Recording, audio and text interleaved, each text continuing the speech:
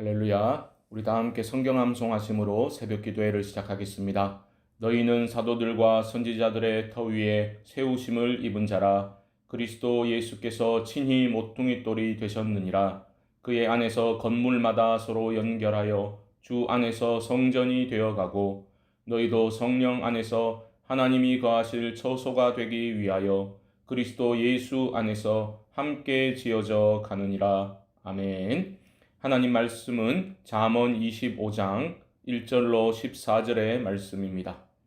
저는 8절로 11절까지만 봉독하도록 하겠습니다. 너는 서둘러 나가서 다투지 말라. 마침내 내가 이웃에게서 욕을 보게 될 때에 내가 어찌할 줄을 알지 못할까 두려우니라. 너는 이웃과 다투거든 변론만 하고 남의 은밀한 일은 누설하지 말라. 듣는 자가 너를 꾸짖을 터이요 또 내게 대한 악평이 내게서 떠나지 아니할까 두려우니라. 경우에 합당한 말은 아로 새긴 은쟁반에 금사관이라. 아멘. 오늘 본문은 1절에서 밝히고 있는 것처럼 히스기야의 신하들이 편집한 솔로몬의 잠언입니다. 크게 두 부분으로 구성되어 있는데요. 왕에 대한 교훈이 전반부에 나오고 말에 대한 교훈이 후반부에 나오고 있습니다. 왕에 대한 교훈은 상대적으로 우리에게 덜 와닿을 수도 있겠지만 그 교훈의 중심에는 우리 모두에게 적용될 수 있는 보편적인 교훈이 자리하고 있습니다. 2절 말씀 보십시오. 이를 숨기는 것은 하나님의 영화요 이를 살피는 것은 왕의 영화니라. 이를 숨기는 것이 하나님의 영화요 라는 말은 눈에 보이는 것이 전부가 아님을 알려주고 있습니다. 그런 의미에서 눈에 보이는 이 지상 왕국의 왕보다 훨씬 더 권위와 위엄을 지니신 분이 바로 우주 만물을 다스리시는 왕 되신 하나님이시다라는 것을 강조하고 있습니다. 그러므로 이 땅의 모든 왕들은 하나님의 일을 살펴야 하는 겁니다. 살피다라는 말은 수색하여 발견하는 것을 뜻합니다. 사람들이 신으로 추앙하는 왕조차도 진정한 왕이신 하나님 앞에 겸손히 엎드려 그 하나님의 뜻을 날마다 적극적으로 추구하여 왕명을 받들어 통치하겠다라는 다짐이 있어야 한다라는 말입니다. 우리도 마찬가지이죠. 왕 되신 하나님의 음성에 귀를 기울이는 이 하루의 삶이 되어야겠습니다.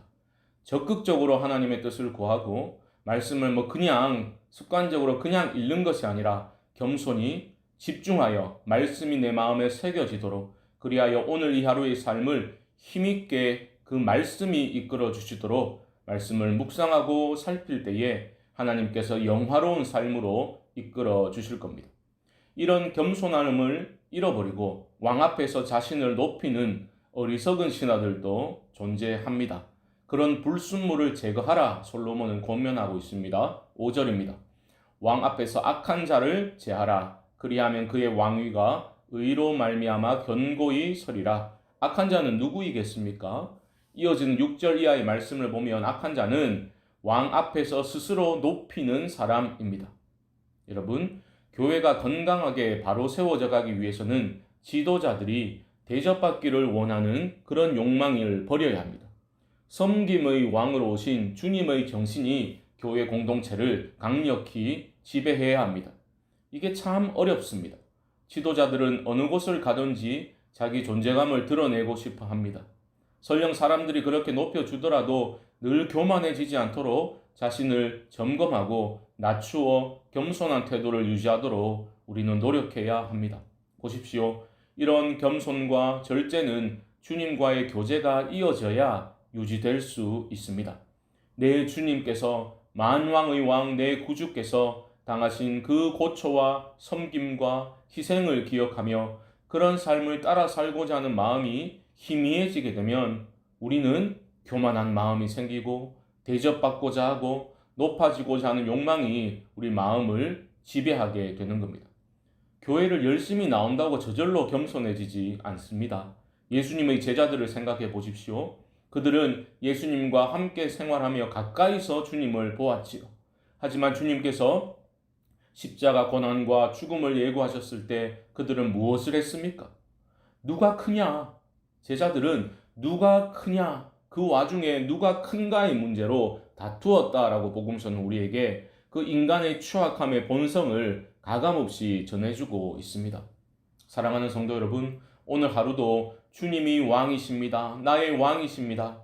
겸손의 주님을 본받아 우리 또한 겸손한 삶, 섬김의 삶을 기쁨으로 살아갈 수 있기를 주님의 이름으로 축복합니다. 두 번째는 말에 대한 교훈입니다. 8절입니다. 너는 서둘러 나가서 다투지 말라. 이것은 성급하게 법정 싸움으로 일을 진행시키지 말라라는 뜻입니다. 왜 그러지 말아야 합니까? 8절 하반절 보시면 마침내 내가 이웃에게서 욕을 보게 될 때에 내가 어찌할 줄을 알지 못할까 두려우니라. 성급하게 큰 소리 치면서 일을 벌였는데 막상 일을 따져나가다 보니 자신의 잘못이 드러나게 되어 수치를 당하게 되면 어쩌겠냐라는 말입니다. 법정 다툼이 아니더라도 모든 관계적 문제가 생길 때에 너무 감정적으로 성급하게 문제를 다루지 마시기 바랍니다. 그럼 실수하게 됩니다. 전후 관계를 잘 따져보고 왜 그런 문제가 생겼는지, 혹시 내가 알지 못하는 아니면 내가 잘못 알고 있는 일이 있지는 않은지 신중하게 생각하고 대처해 나갈 때에 수치를 면할 수 있습니다. 이런 자기 절제가 안 되고 성급히 날뛰는 자가 바로 미련한 자입니다. 이런 자들이 저지르는 전형적인 어리석음이 바로 9절에 나오고 있죠. 보십시오. 9절입니다. 너는 이웃과 다투거든 변론만 하고 남의 은밀한 일은 누설하지 말라.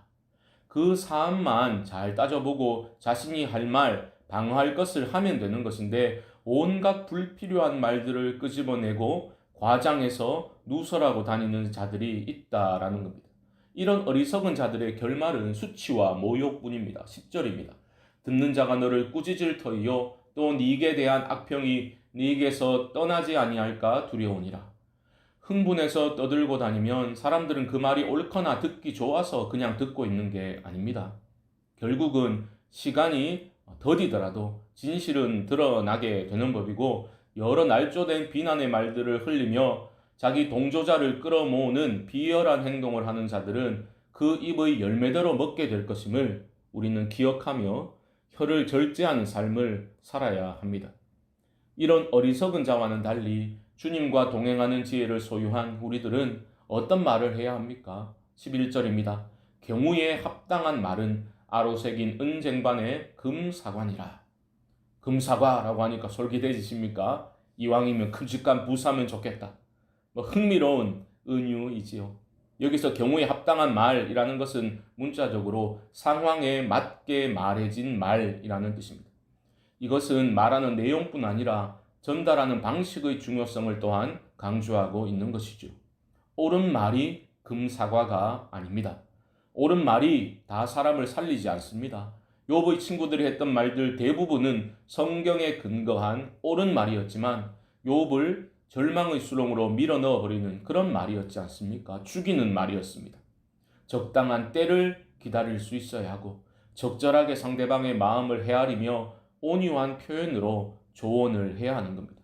그리고 아무나 하면 안 됩니다. 적합한 사람이 또 그렇게 가서 전할 때에 경우에 합당한 말이 되는 겁니다. 이게 참 어렵습니다. 이런 지혜로운 언어생활은 생각처럼 말처럼 쉽지 않습니다. 이런 경우에 합당한 말은 또 무조건 듣기 좋은 말을 뜻하지도 않습니다. 이어지는 12절 말씀 보시면 슬기로운 자의 책망은 청종하는 귀의 금고리와 정금 장식이니라. 책망을 마음을 기울여 잘 들으면 결과적으로 자신에게 금고리와 정금 장식이 되는 겁니다. 우리는 다 연약해서 상처받기 싫어하고 옳은 말이라도 나의 자존심을 상하게 하면 듣기 싫어하지요. 하지만 우리는 포기하지 말고 하나님의 지혜를 구하고 주님의 모습을 본받아 우리의 언어 생활도 성숙되어져 가도록 노력해야 할 것입니다. 그리할 때에 13절 말씀처럼 우리는 주님의 사자, 즉 메신저로서 복음이라는 그 메시지를 삶으로 충성되이 증거하여 추수하는 그 무더운 날 얼음 냉수와 같이 주인님의 마음을 시원케 해드리는 자들로 칭찬받는 사람들로 서게 될 것입니다. 이런 소망 가운데 이 하루도 왕 되신 하나님의 말씀을 적극적으로 추구하는 삶, 슬기로운 언어 생활을 통해서 주변에 보이지 않는 그 하나님을 우리가 보여줄 수 있는 그러한 증인된 삶을 살아가실 수 있기를 주님의 이름으로 간절히 축원드립니다. 우리 말씀을 기억하며 합심으로 기도하겠습니다. 먼저 오늘 하루 왕 되신 하나님의 말씀을 적극적으로 추구하고 그 말씀의 다스림을 받게 하시고 모든 관계 속에서 경우에 합당한 말을 하는 지혜자로 살게 하소서. 목요일은 교회와 가정을 위해서 기도합니다. 설립 70주년 맞이하여 우리 교회가 올 한 해 성령 안에서 참된 회복과 부흥을 경험케 하여 주시고 모든 가정에 주님의 은총이 가득하게 하여 주옵소서. 코로나로 인한 어려움을 극복할 수 있도록 하나님 용기와 믿음을 더하여 주시고 어려운 때에 한국교회가 복음으로 돌아가서 경건의 능력을 회복케 하여 주옵소서. 이 외에도 개인적인 기도의 제목들을 가지고 우리 주님의 이름을 한번 부르고 기도를 시작하겠습니다. 주여